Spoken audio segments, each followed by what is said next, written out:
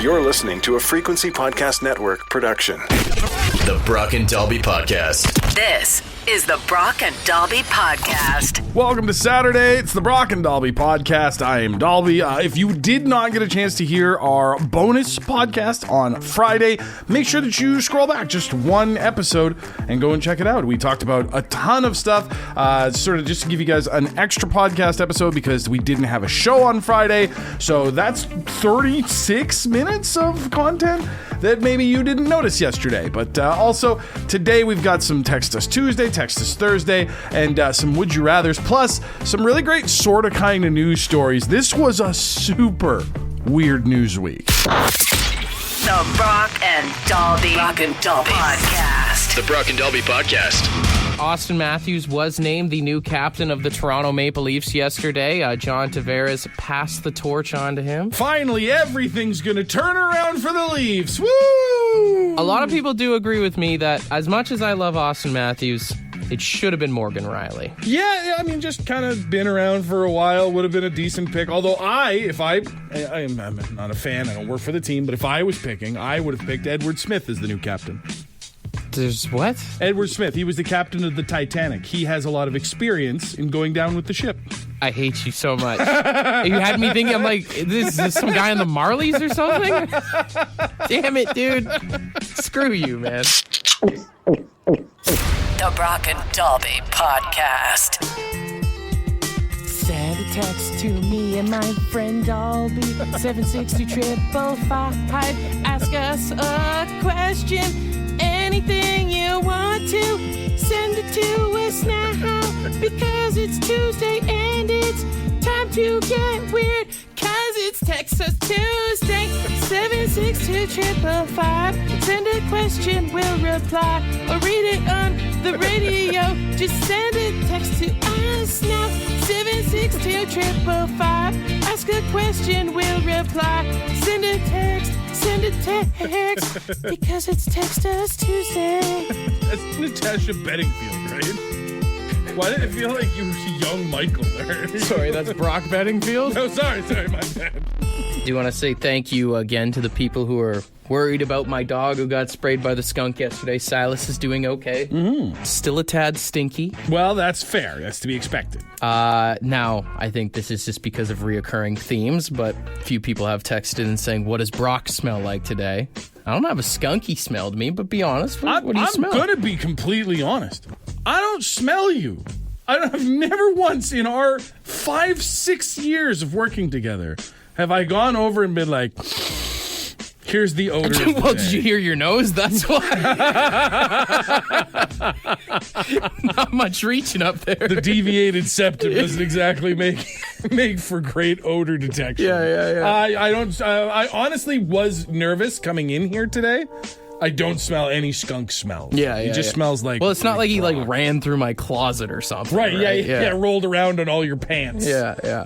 Ethan says, just got back from my first wedding, not mine, but it ended up with me having to break into the house we were staying at 1 a.m. I feel like I need more details on this. Have you ever had to break into your own home? Have you ever locked yourself out of your house? One time when I lived in BC, my apartment, me and my buddy somehow locked ourselves out on the balcony while we were smoking cigarettes. Oh, no. Thankfully left the front door open and his girlfriend was able to come in and let us out. But for like an hour, we were just trapped out there. Stuck. We ran out of beer. We ran out of smokes and we were like, oh, no. Now it's a real emergency. Yeah.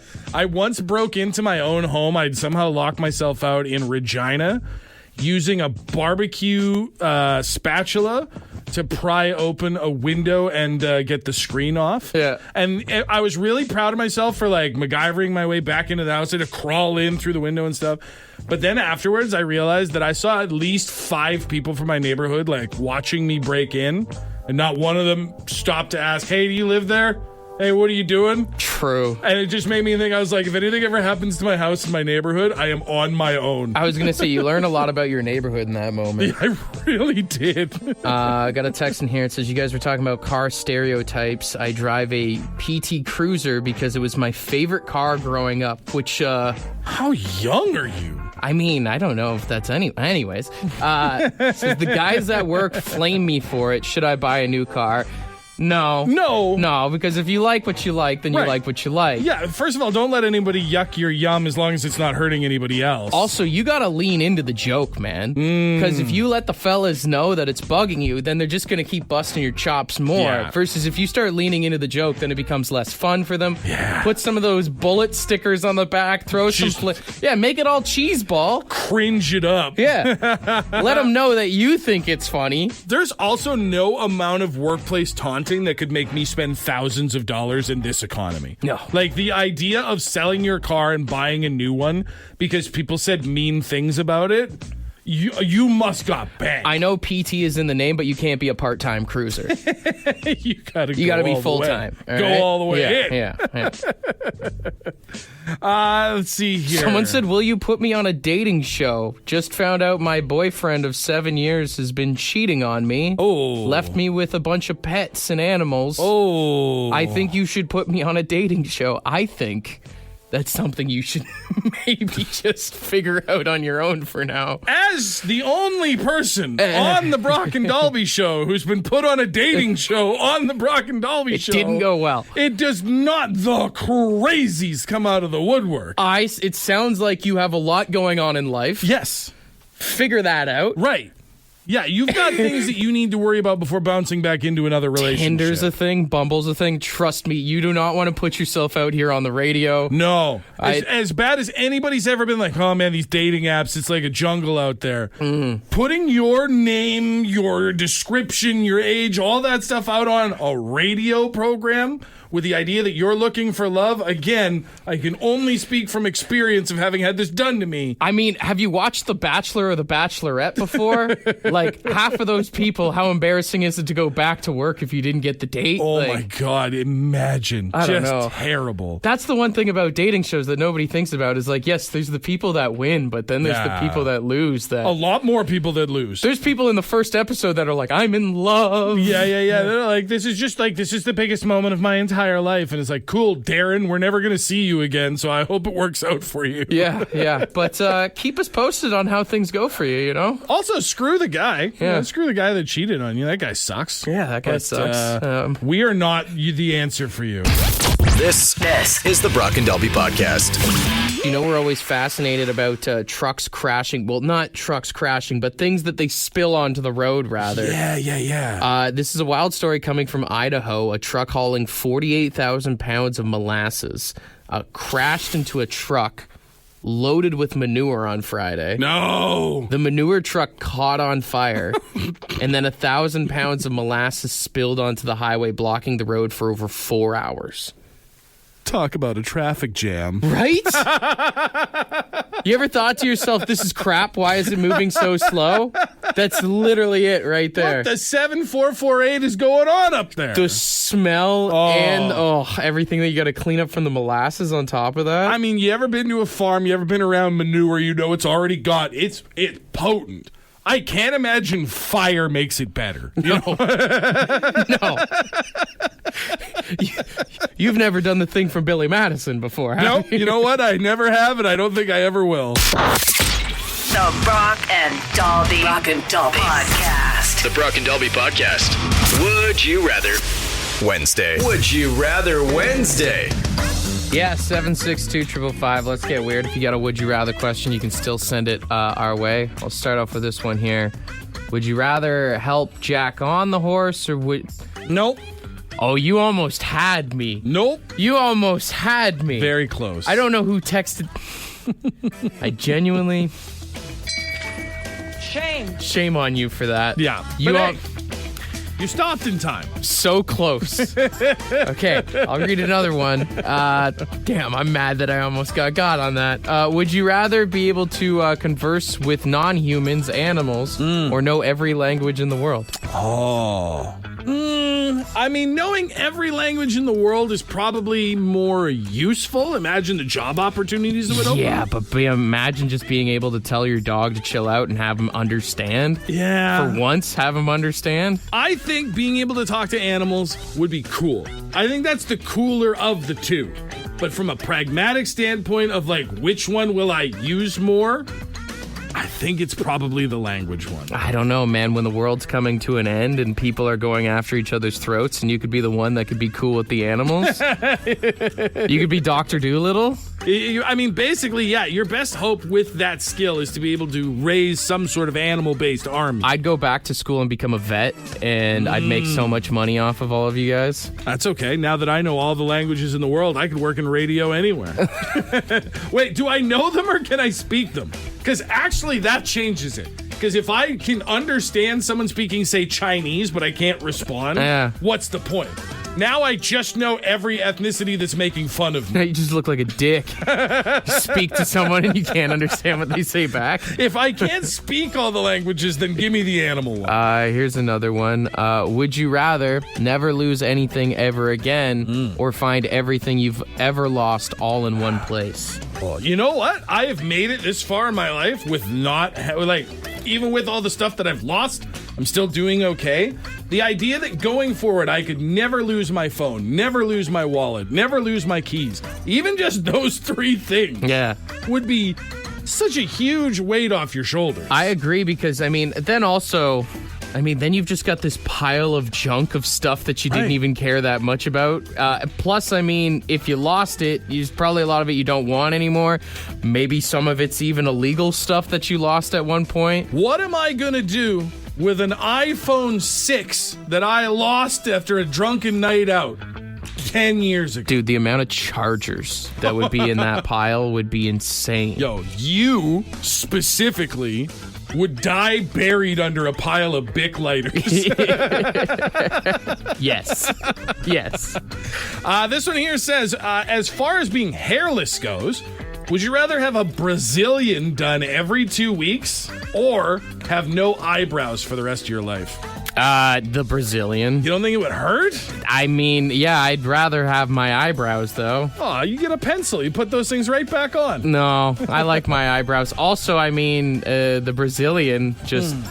I don't know, you're keeping things nice down there, too. Stylish. Could be a nice surprise. You never know when you got a hot date or something. There's a wrestler in WWE that doesn't have eyebrows, and every time they come on screen, it's jarring. I always think of that guy on the Raptors, Charlie Villanueva. Oh, yeah. He didn't have eyebrows, yeah. Yeah, so I think Brazilian. I know we're in radio, but we still have to do videos and stuff sometimes, so give me the Brazilian. Someone said, would you rather wipe with sandpaper once a week or wear fiberglass underwear? Oh, sandpaper, for sure. Fiberglass underwear, you'd never be comfortable again for the rest of your life. I don't think you'd ever be comfortable wiping your butt with sandpaper, though. I think that's going to suck, but if I have to do one wipe, right, you can be a real ginger, gentle wipe for 20 minutes. You know what I'm talking about? Loophole, use bidet. Done. There you go. There you go. Although the loophole on the other side is just stop wearing underwear. Yeah, I guess. Right? If all my underwear have fiberglass in them, call me Captain Commando, baby. Call me that right now. Maybe too much information. The Brock and Dalby Podcast. A company in China is doing something very unique. They have started offering 10 days of unhappy leave to their employees, where it's exactly what it sounds like. If you're just not happy, you don't need to come into work and you can still get paid for at least 10 days throughout the year. That's the thing about North American work culture is we're told that if we work 40 to 60 hours a week, 80 hours a week, we're better people, we're stronger people. Sometimes you just wake up and you're just I just don't have it in me today. And I love the idea of employers understanding that human need. Well, and I know a lot of people will say this is just a mental health day, but I think it's better because if you've ever called in and say to the boss, I need to take a mental health day, then you have that little bit of a trip in your brain where you're oh, do they think I'm depressed? Do they think I'm going to do something? That's just it. There's and even for yourself to make that call, it almost feels like there's a bar you have to get over. I'm bummed out. I'm not having a great morning. I just don't feel great about going to work. But then you're I don't want to hurt myself. I'm not depressed. So can I use a mental health day? Just even those mornings where you got into an argument with your girlfriend or boyfriend and you're all right, unhappy day, officially. And then 10 is a good number. 10 implies one a month with maybe the summer off. You know what I mean? Yeah. It's not something that, I don't think you could be the lazy people are just going to abuse it. Yeah. No, it's there to be used. This is the Brock and Dalby Podcast. 762-555. Send a text to us right now. 762-555 is the number if you want to send us a text. Woo! 762-555. Send a text because it's Thursday right now. 762-555. I really want to swear because I'm reading the karaoke words. Just send a text.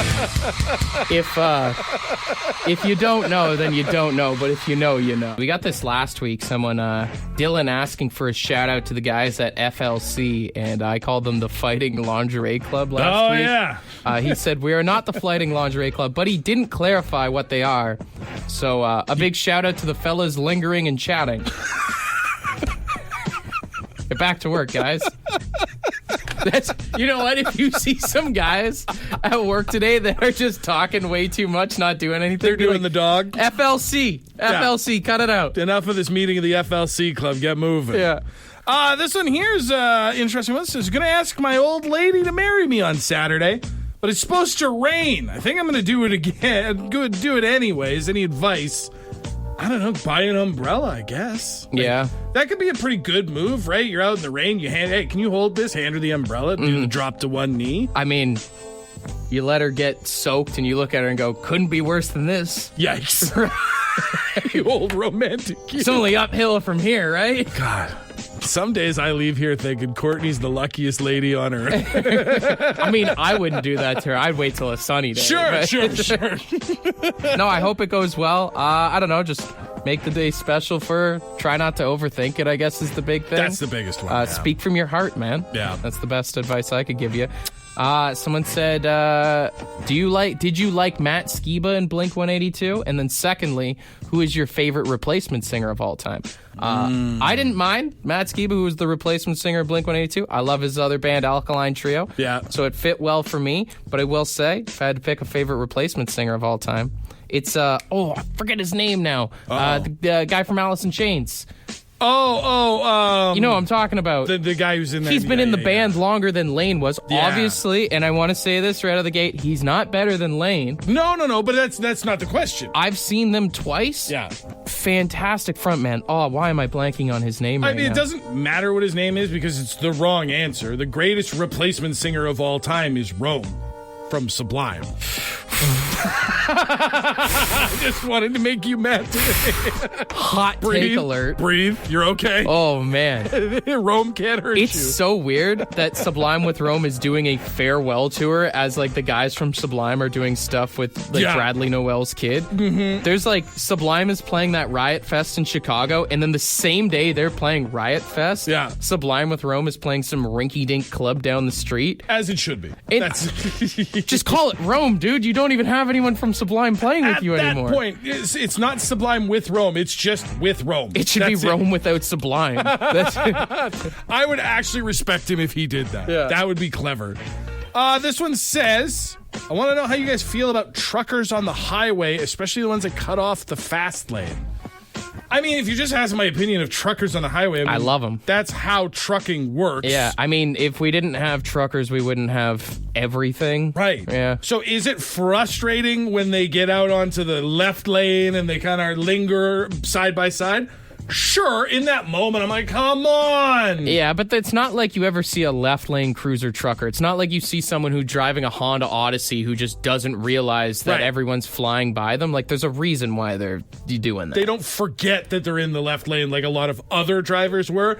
As far as, like, truckers go, probably not even in my top 5 highway annoyances. Yeah. So, all right, we'll wrap up with this one here. Someone said, talking about concerts, what is your first concert experience? First concert experience, Rita McNeil. Rita McNeil. Yeah. You may only remember her from she was on an episode of the Trailer Park Boys. Okay. Yeah. She was a bigger girl. She was a singer, Canadian, from like my childhood era. Google Rita her. McNeil. Rita McNeil. Any songs? I can't think of any of the names of her songs. I just know that she was this lady. Canadian treasure. Okay. Yeah. My first concert, Aaron Carter.